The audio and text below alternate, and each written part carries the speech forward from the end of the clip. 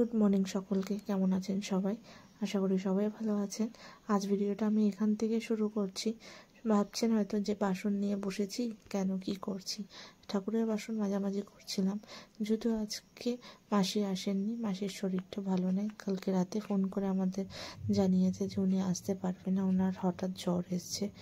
জ্বর হওয়াটাই স্বাভাবিক, কেন কি গত এক সপ্তাহ বেশি হয়ে গেল বৃষ্টি পড়ছে, আর যত বৃষ্টি রাতের থেকে শুরু হয় ভোর অবধি টানা চলতে থাকে, তারপর গিয়ে একটু বন্ধ হয়, আবার সে ঝিরি ঝিরি ঝিরি ঝিরি পড়তেই আছে।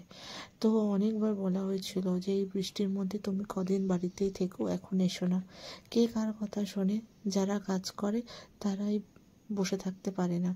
তিনি আবার বসে থাকতে পারবেন না বলে বাড়িতে থাকতে আমার ভালো লাগে না, তাই কাজে আসি। বাড়িতে থেকে করবোটাই বা কি। তো যাই হোক, অনেকবার বলেছিলাম দেখো। তারপরে এখানে আমি চলে এসেছিলাম ঘর মোছামুছি করবো। মুছবো কি, আমার ছেলে আমার পেছনে ঘোরাঘুরি করেই চলেছে। এদিকে বড় ছেলে ব্রেকফাস্ট নিয়ে বসে পড়েছে। ও কিছুক্ষণ আগে স্কুলে ট্রেনিং হচ্ছে, ও যেহেতু ফুটবলের, তো যেহেতু ফুটবল খেলে, তো প্র্যাকটিস করে এসে এখানে ও ব্রেকফাস্টও করে নিচ্ছিল। আর এখানে আমি ফিনাইল টিনাইল দিয়ে ঘর মোছার জন্য রেডি হচ্ছি। আর আমার এই ছোটজন কাণ্ডকীর্তি শুরু করে। ও যখনই ঘর মোছা জল দেখবে ওর কিছু না কিছু নাচানাচি করা খুবই ইচ্ছা করে। কি যে বলবো, একটা সময় হবে এমন কোথা থেকে আসবে, এক লাথি দিয়ে বালতিটাকে ফেলে পুরো জল জল করে দেবে। তোকে তাই আমি বলছিলাম যে তুই ওপরে উঠে বস, বদমাশি করো না। পড়াশোনা করতে দিয়েছি, হোমওয়ার্ক দিয়েছি, সেগুলো ঠিকঠাক করে করো। আমি ঘরটা মুছে তোমাকে এখনই দেখছি। কে কার কথা শোনে? আমি যতক্ষণ ওর পাশে বসবো না, ও কোনোতেই কাজগুলো করবে না। ওর এদিক ওদিক করতেই থাকবে। তো যাই হোক, ওকে আমি ভয় দেখিয়ে বলেছিলাম তুমি চুপ করে বসো, এখনই না তো গায়ে আরশোলা ফেলে দেবো। আরশোলাটাকে ও এত পরিমাণে ভয় পায়, মানে আপনারা না দেখলে বুঝতে পারবেন না। তো এখানে আমার পুজোর জন্য আমি চান টান করেও চলে এসেছিলাম।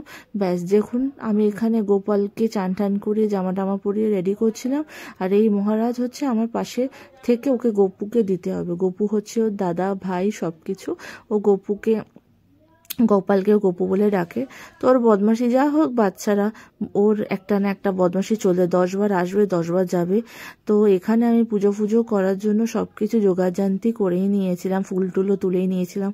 আর যেহেতু কাজ আর দায়িত্বটা একটু আমার ওপর বেশি, যেহেতু মাসি নেই, তো মাও যেহেতু আজকাল পুজো করে যেতে সময় পায় না। মায়ের পায়ের ব্যথাটা এতটাই বার বেড়েছে, মানে মায়ের ডক্টরটা আবার দেখাতে হবে। তো তার জন্য আমরা ডিসাইড করেছি যে এইবার মাসিদের সাথে বোনকে যে ডক্টর দেখানো হয়েছিল, তো মাকে পাটনা পাঠানো হবে। তো মা তো কিছুতেই যাবে না। মায়ের তো মায়ের চিন্তা ভাবনাই হচ্ছে ডক্টরের কাছে দেখালেই ডক্টর একগাদা অপারেশন করার কথা বলবে, বা ওষুধ কিছুতেই খেতে যায় না।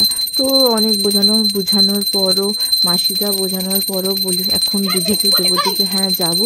এখনো বলতে পারছি না যে শেষ পর্যন্ত উনি কি করবেন, আদেও যাবেন কিনা।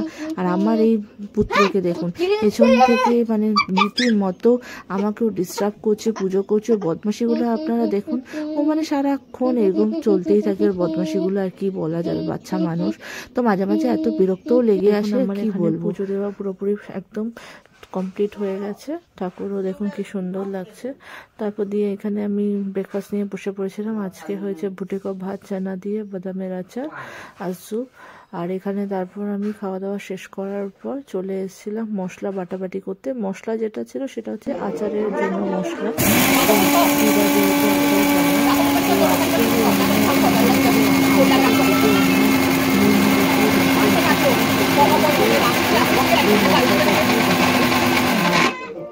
আমি এখানে তার জন্য বাটাবাটি করছিলাম।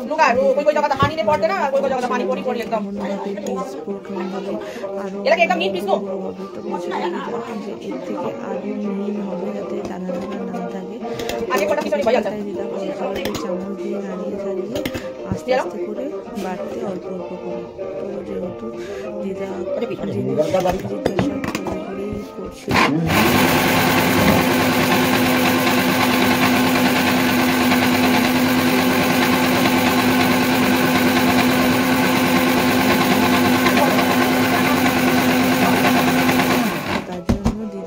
সবসময় ওনাকে পাশে রেখে যে ওনাকে দেখাচ্ছিলাম, যে দিদা বলছে যে না আরেকটু বেশ ভালো করে চামচ দিয়ে নাড়িয়ে চাড়িয়ে তারপর আমাকে আবার দেখাবে, দিয়ে ঠিক হবে।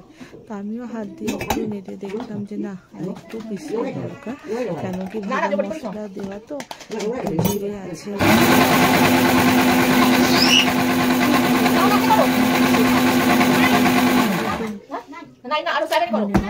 এটাতে একদম গুঁড়ো গুঁড়ো ডাস্ট হয়ে যাওয়া যেমন হয় সেটাই। তো ওখানে গুঁড়ো গুঁড়ো ডাস্ট হয়ে গেছিলো, আর এখানে আমি মাংস রান্না করতে চলে এসেছিলাম। তো তার আগে আমি কাঁকরোলটা ভেজে তুলে ফেলেছি, আর আজকে ধনেপাতা দিয়ে ঝোল বানাবো। মা যেহেতু বলে গেছে যে চিকেনের ঝোল খাবে ধনেপাতা দিয়ে, তো আজকে ওয়েদারটাও খুবই ভালো আছে, মানে ওয়েদার ভালো আর কি বলবো, বৃষ্টি পড়লে এখানে ঠান্ডা হয়ে যায়, তার জন্য চিকেনের ঝোল বানাচ্ছিলাম।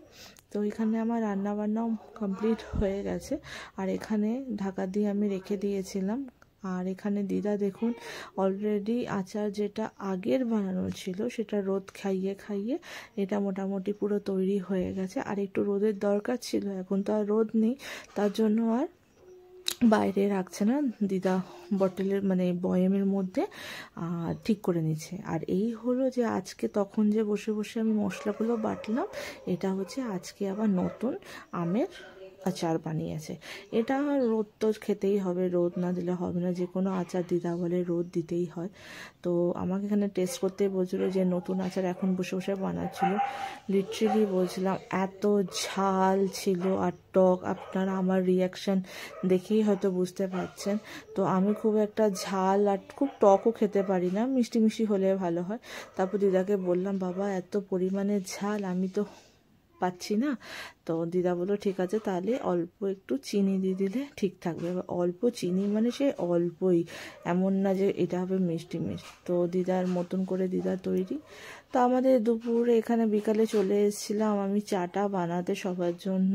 তো রোজই সন্ধ্যেবেলার চা আমি বানাই, আর এখানে সবার চা নিয়ে আমি মানে কাপ রেডি করে দিয়েছি। তো এখানে চা অলরেডি ফুটছে, হয়ে এসছে। তো এখানে আমি নাড়াচাড়া করে এখানে সব রেডি করব, আর কাজুর জন্য দুধও রেডি হয়ে গেছে।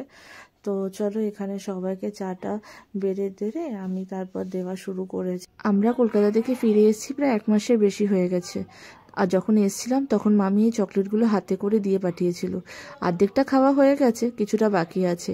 এই চকলেটগুলো যদিও বা আমার দাদা দুবাই থেকে আসার সময় সবার জন্য নিয়ে এসেছিল, সেটাই সঙ্গে করে নিয়ে এসেছি আবার। তো চলুন সবাইকে একটা করে